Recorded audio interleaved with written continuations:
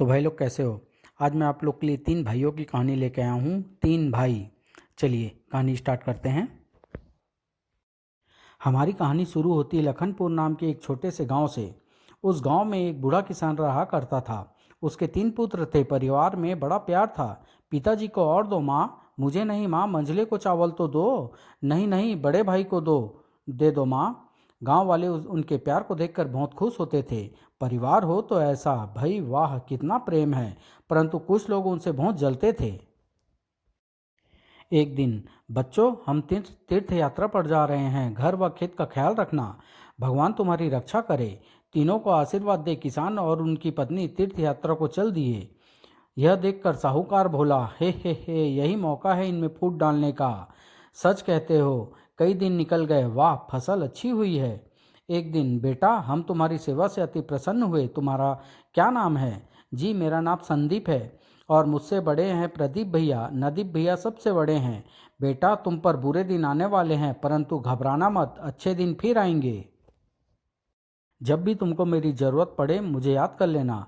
जी महाराज। उसी शाम, संदीप तुम जाकर फसल बाजार में बेच आओ। जी भैया। यही मौका है। शराबी को संदीप के पीछे भेजकर साहूकार प्रदीप और नदीप के पास पहुंचा। कहो भाइयों, क्या हाल चाल है? बाजार में यह लो पूरे पैसे संदीप। धन्यवाद सेठ जी। कहो भाई संदीप, कैसे हो? मैं ठीक हूँ, आप कैसे हैं? घर की ओर जा रहे हो क्या? जी हाँ। चलो मैं भी साथ चलता हूँ, पर पहले जरा मैं एक काम कर लूँ, आओ।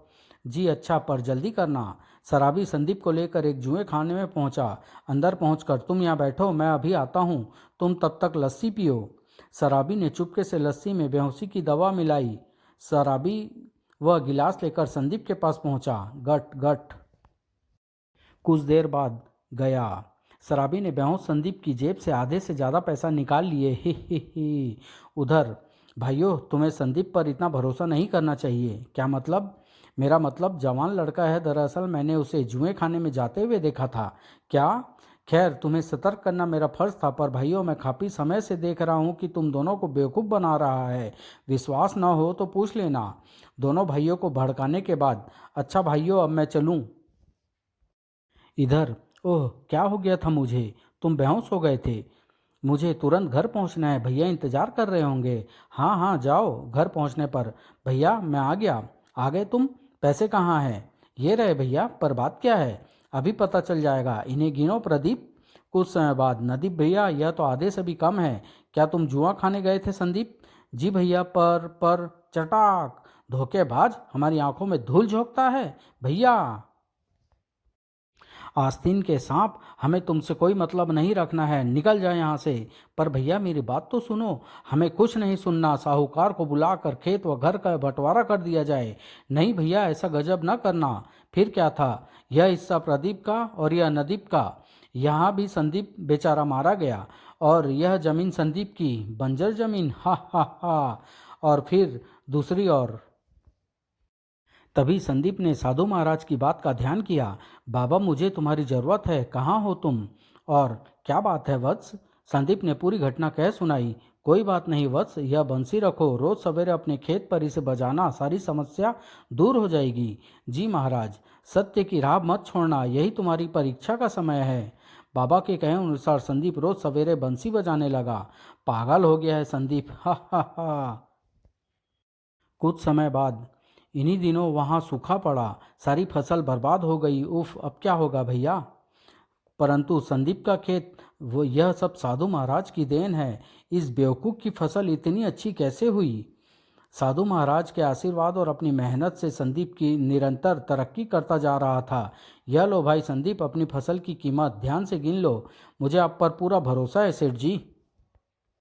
देखते ही देखते यह संदीप इतना अमीर बन गया है और हम वहीं के वहीं रहे। यकीन नहीं होता। मेरी चाल के मुताबिक काम करो तो यह सब तुम्हारा हो जाएगा। क्या कहते हो प्रदीप, नदीप? ठीक है, हमें बस उसकी दौलत चाहिए। खुसुर फुसुर खुसुर फुसुर। हम बर्बाद हो गए, हम अनाथ हो गए, हमारा क्या होगा? पर भैया आखिर हुआ क्या? अभी अभी खबर मिली है कि हमारे माता पिता मृत्यु भय राक्षस के कब्जे में हैं। वह उन्हें मार डालेगा। क्या? माता पिता खतरे में हैं? आप लोग चिंता न करें भैया, मैं अभी जाता हूँ, पर आप लोगों से एक गुजारिश है। बोलो भाई संदीप, मेरे आने तक मेरा कारोबार व खेत का आप ध्यान रखिएगा। बिल्कुल तुम चिंता ना करो। बिल्कुल बिल्कुल। जल्द ही। संदीप के जाते ही मृत्यु भय राक्षस के हाथों बेचारा मारा जाएगा। हा हा। हा हा हा बेचारा। उधर एक दिन बू हू। क्या हुआ बहन? मेरा मेरा बच्चा प्यास से मरा जा रहा है, मैं क्या करूं? आप यहीं ठहरो बहन, मैं पानी लेकर अभी आता हूं। मार्ग में। आखिर ओह नदी। ठहरो। तुम मेरे नदी से पानी नहीं ले सकते। आप जो भी हो कृपा करके मुझे थोड़ा पानी ले जाने दें। एक बच्चा बिन पानी में के मर रहा है। परंतु पानी के बदले तुम मुझे क्या दोगे?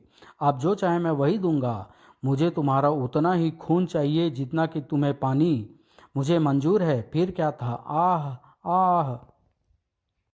बस वत्स बस, तुम मेरी परीक्षा में उत्तीर्ण हुए। मैं तुमको यह आशीर्वाद देता हूँ कि तुम्हें जहाँ भी जल की आवश्यकता होगी तुम्हें जल वहीं मिलेगा। जाओ पानी ले जाओ।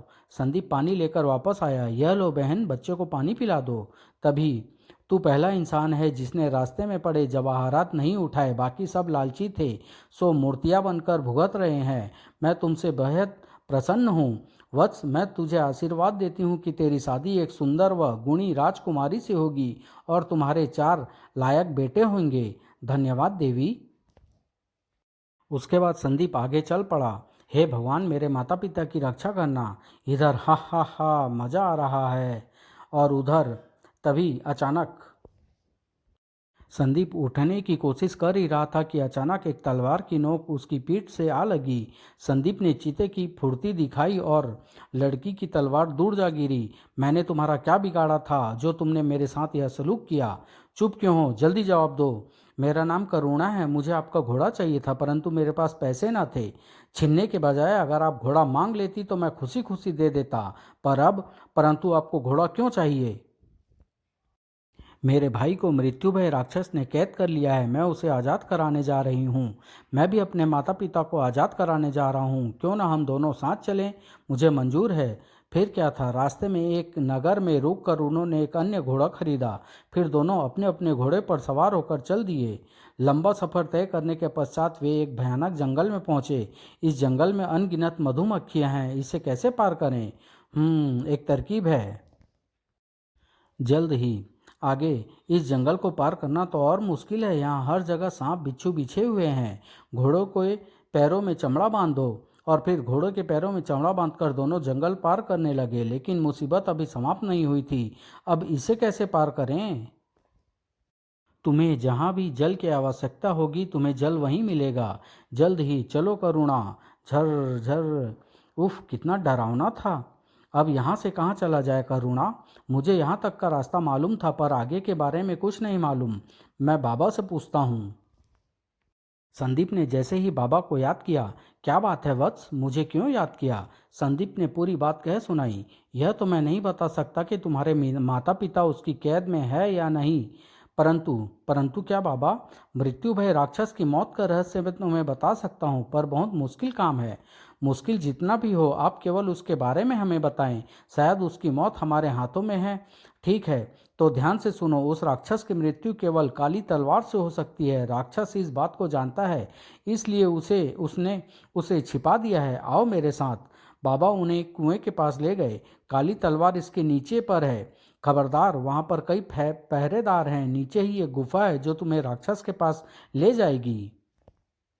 इतना कहकर बाबा अदृश्य हो गए। चलो। और वे दोनों कुएं में उतरने लगे। तभी ची ची। संदीप ने तलवार से एक ही बार में भीम का चमगादड़ की गर्दन उड़ा दी। खचाक। तुम ठीक तो हो ना? बिल्कुल। नीचे अचानक बज बज मच्छर। बज, आखिर आगे चलो। उफ। लेकिन सामने आग का दरिया उनकी प्रतीक्षा कर रहा था। ओह, आग का दरिया। और फिर धप।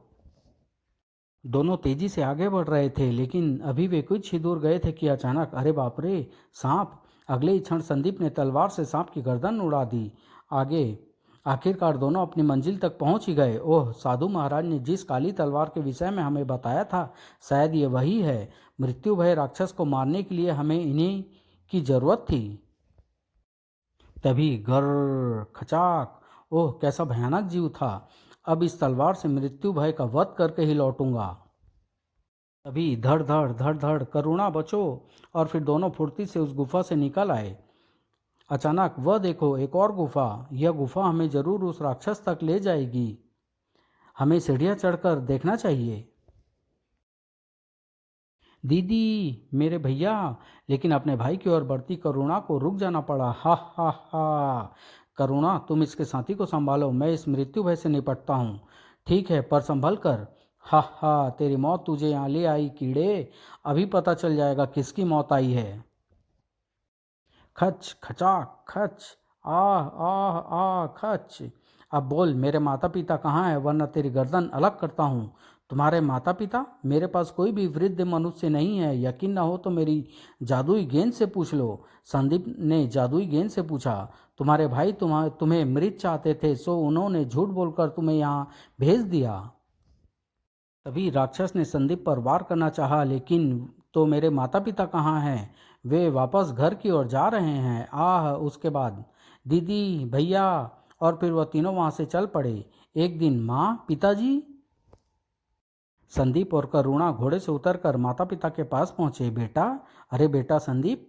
संदीप ने पूरी बात अपने माता पिता को कह सुनाई। घर चलो, अभी उनकी अक्ल ठिकाने लगाता हूँ। हमारा साथ शायद यहीं तक था। अलविदा, अगली बार मिलने तक। अरे अभी ना जाओ। लेकिन करुणा ने एक न सुनी, वह अपने भाई को लेकर वापस चली गई। संदीप अपने माता पिता के साथ जैसे ही घर पहुंचा, माँ, पिताजी, संदीप, हमें माफ़ कर दो, हमें गुमराह कर दिया गया था। और फिर साहूकार व शराबी को डांट डपट कर भगा दिया। चलो भागो यहाँ से, फिर दिखाई दिए तो मारे जाओगे, दोबारा नजर ना आना। उसी शाम श्रीमान संदीप, आपको महाराज ने याद किया है। संदीप सपरिवार राजमहल पहुंचा। करुणा राजकुमारी? करुणा राजकुमारी है? राजकुमारी करुणा ने ही हमें सब कुछ बताया। हम तुम्हारे सदा आभारी रहेंगे। हमारी तुमसे गुजारिश है कि तुम हमारी बेटी करुणा से विवाह कर हमें और सम्मानित कर दो। फिर क्या था, संदीप का विवाह राजकुमारी करुणा से हो गया। जल्द ही वह राजा भी बन गया और उसके आंगन में 4 पुत्रों ने जन्म लिया। समाप्त।